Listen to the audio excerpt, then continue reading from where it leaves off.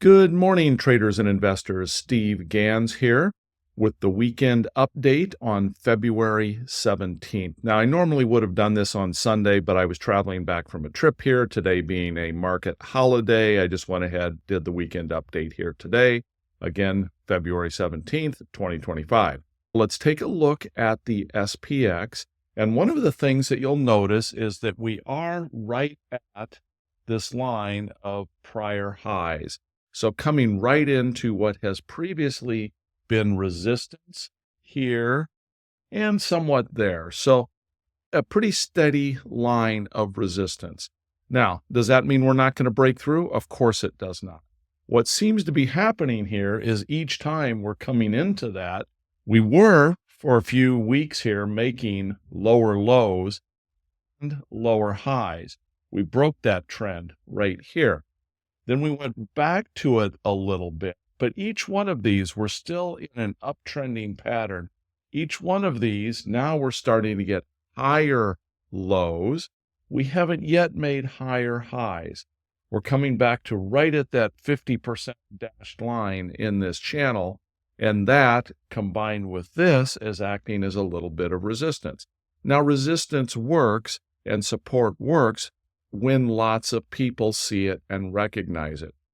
Most people will see this in daily bars. Most of your people that are looking at the markets tend to be looking at daily bars. This is probably one of the most visible patterns out there.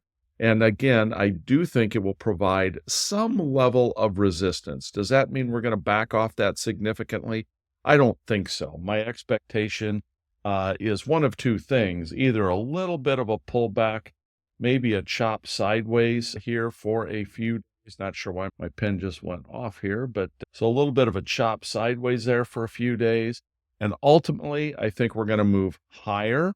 We could even come all the way back down to the bottom of this channel and then potentially move higher, short of any significant news. Right now, the market seems to be shaking off pretty much any news out there and just showing its strength, showing that it's wanting to go higher. We're also seeing that volume here is starting to grow a little bit again on these up days. That also tends to be a little bit more bullish sign. So I do think we are probably poised for some type of a breakout in the not too distant future. But I do see maybe a little bit of pullback to that trend line happening in the meantime. Now let's just look at the VIX, the volatility index, which tells us, is there fear in the market? Are there people that are buying puts at any significant level? The answer to that is a big fat no. Volatility is as low as it's been in recent weeks here. Not quite as low as it was here, but it's pretty darn close. So volatility is low. People aren't really buying insurance right now at this time, which means that people just aren't really perceiving any significant fear out there in the marketplace.